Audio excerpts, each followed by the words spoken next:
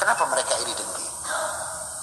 Buka kitab Ulangan, bagaimana sampai ada saya nggak tahu kafir. Ketik kitab Ulangan pasal 18 ayat 18. Ini yang buat mereka iri.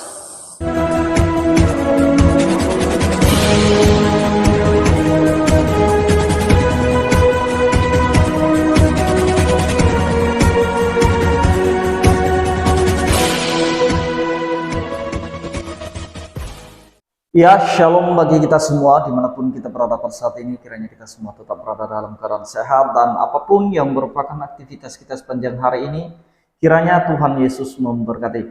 Dan kembali berjumpa lagi di channel kita ini, yaitu Zemayan Yasin. Terima kasih buat teman-teman semua dan juga para sahabat yang sudah mendukung perkembangan channel ini dengan setia, dan kiranya kita tetap menggunakannya untuk menjadi berkat bagi semua orang.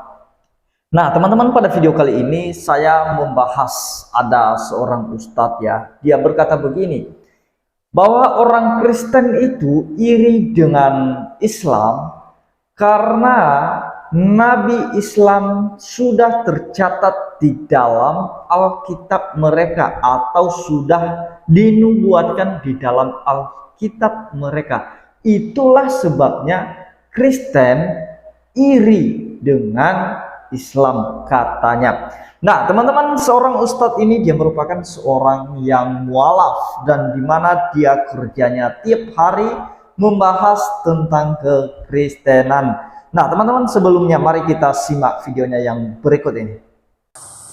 Kenapa mereka iri dengki?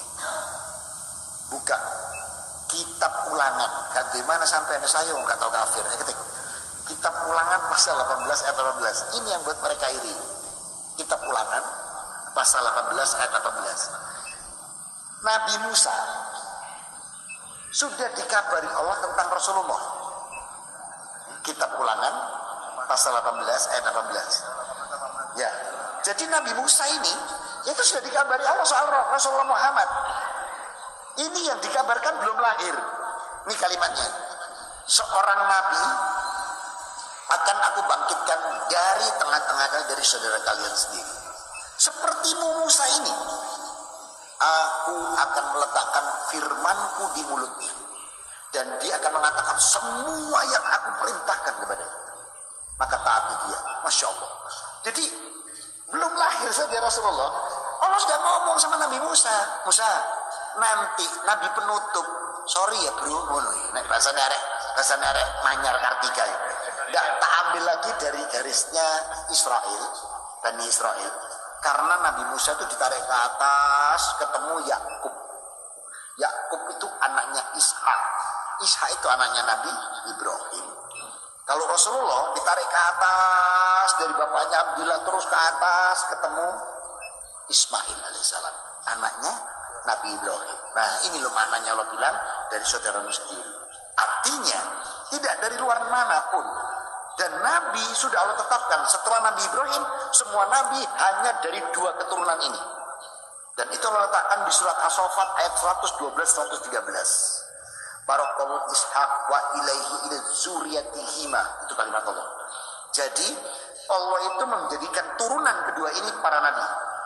Terus tak boleh ya rek sedoyo dari garisnya Yakub daun mariku. Terus dari garisnya Ismail, apalagi dari garis Ismail. Oh jenengnya wis Paulus, jeneng roti, wis gak mungkin nama. Yang di sini nama-namanya khas Pak. Idris, Su'aib, Soleh, gitu. Nama-namanya jelas. Hud, jelas Rasulullah. Kalau sini namanya ketok, Musa, Isa, Daud. Kalau nama-namanya penampak kan dari nama-namanya Yesaya, nampak nama-namanya. Kelihatan kalau ini Bani Israel, ini Bani Ismail. Sama sekali tidak nyambung apa yang telah disampaikan oleh Ustadz ini masalah nubuatan di dalam kitab Taurat Nabi Musa, di mana Allah berfirman bahwa akan dibangkitkan seorang nabi yang sama seperti Musa. Nah, yang sama seperti Musa inilah yang suka mereka klaim bahwa itu nabi kami, karena Musa menikah dan sama seperti nabi kami. Musa memiliki orang tua, ayah dan ibu sama seperti nabi kami. Yang jelas itulah persamaan yang coba mereka angkat untuk mengklaim nubuatan yang ada di dalam Ulangan 18 ayat 18. Padahal kalau kita bergantung pada persamaan tersebut, kalau mereka katakan bahwa Nabi Musa menikah dan Nabi kami juga menikah, semua orang juga menikah. Apakah mereka disebut sebagai Nabi yang dinubuatkan di dalam kitab Ulangan itu? Saya juga punya ayah dan ibu. Apakah itu nubuatan untuk saya? Kan tidak demikian. Itu persamaan yang umum, yang dimana semua orang juga mengalami hal yang sama. Tetapi kita coba kembali melihat dan memperhatikan persamaan-persamaan yang khusus.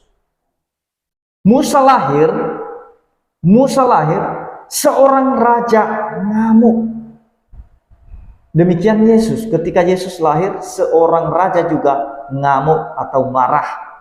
Nah, dengan kelahiran Musa, semua anak di bawah umur 2 tahun harus dibunuh. Demikian ketika Yesus lahir, semua anak yang di bawah umur 2 tahun harus dibunuh. Semua anak laki-laki. Nah, ini persamaan yang memang tidak terdapat di dalam siapapun kecuali antara Musa dan Yesus. Musa melakukan mukjizat, Yesus demikian. Musa membebaskan bangsa Israel dari perbudakan bangsa Mesir. Demikian Yesus adalah pembebas umatnya dari hukuman dosa. Jadi itu persamaan khusus yang memang tidak dialami oleh orang lain kecuali yang dua ini, Yesus dan Musa. Dan oleh karena itu mari kita lebih lagi mengidentifikasi siapa sebenarnya yang dinubuatkan di dalam kitab Taurat Nabi Musa itu. Mari kita lihat di dalam Lukas 24 ayat 44. Mari kita lihat sendiri pengakuan Yesus supaya jangan sampai ngawur, keliru pemahaman para oknum-oknum ustadz yang suka mengklaim nubuatan Ulangan itu sebagai nubuatan Nabi mereka. Mari kita dengarkan, lihat pengakuan Yesus sendiri. Di dalam Lukas 24 ayat 44, Yesus berkata begini. Ia berkata kepada mereka, ini perkataan Yesus kepada murid-muridnya setelah dia bangkit. Inilah perkataanku yang telah kukatakan kepadamu ketika aku masih bersama-sama dengan kamu. Yang artinya sebelum Yesus disalib, Tuhan Yesus itu sudah memberitahukan kepada pengikut-pengikutnya mengenai nubuatan-nubuatan dalam perjanjian lama itu. Yakni bahwa harus digenapi semua yang ada tertulis tentang aku dalam kitab Taurat Musa. Dalam kitab siapa? Dalam kitab Taurat Musa. Termasuk Ulangan 18 ayat 18. Ini pengakuan Yesus. Dan kitab nabi-nabi, semua kitab para nabi itu ada nubuatan Mesias di situ. Dan juga kitab Mazmur. Nah, jadi ini merupakan pengakuan Yesus atau klaim Tuhan Yesus sendiri bahwa akulah yang dinubuatkan dalam kitab Taurat Nabi Musa, kitab para nabi, dan kitab Mazmur, bukan nabi yang lain. Bagaimana kita bisa melihat bahwa Yesus yang dinubuatkan itu dari pengakuannya sendiri, dan itu didukung oleh pertemuan Musa dengan Yesus pada saat itu. Mari kita lihat di dalam Matius, di dalam Matius 17 ayat 2-3. Mari kita lihat. Lalu Yesus berubah rupa di depan mata mereka, di depan mata murid-muridnya. Wajahnya bercahaya seperti matahari, dan pakaiannya menjadi putih, bersinar seperti terang. Ayat 3. Maka nampak kepada mereka Musa dan Elia sedang berbicara dengan dia. Siapa yang nampak kepada mereka, kepada murid-muridnya? Siapa yang mereka lihat? Musa, Elia berbicara dengan Yesus. Nah, ayat ini sudah cukup mendukung ayat di Lukas tadi bahwa yang dinubuatkan itu adalah Yesus, bukan nabi yang lain. Anehnya ada oknum ustadz yang ngotot, hanya demi cari makan dia memakai ayat Alkitab Kristen. Nah, kalau kita bicara saudara Musa, kalau ditarik dari Ismail tidak nyambung sama sekali. Penyebutan Israel itu dimulai dari diri Yakub ketika dia bergulat dengan seseorang yang bertemu dengan dia pada saat itu. Ketika dia bergumul dengan Allah, dan setelah dia menang mendapatkan berkat itu, maka dia bukan lagi Yakub, melainkan dia disebut sebagai Israel. Mulai dari diri Yakublah ada penyebutan Israel. Kalau kita bicara siapa saudara Yakub, siapa saudara Israel, yaitu Esau, bukan Ismail. Tidak nyambung sama sekali kalau dari Ismail. Sedangkan Ismail itu bukanlah anak perjanjian,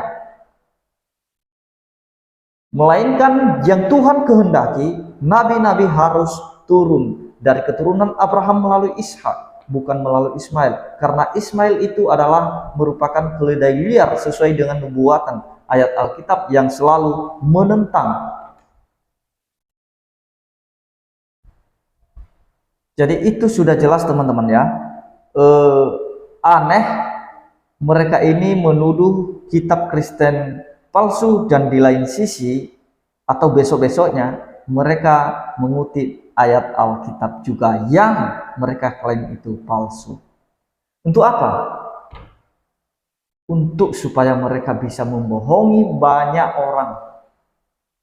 Nah, yang jelas di dalam Alkitab sama sekali tidak ada nubuatan nabi mereka yang dari Arab.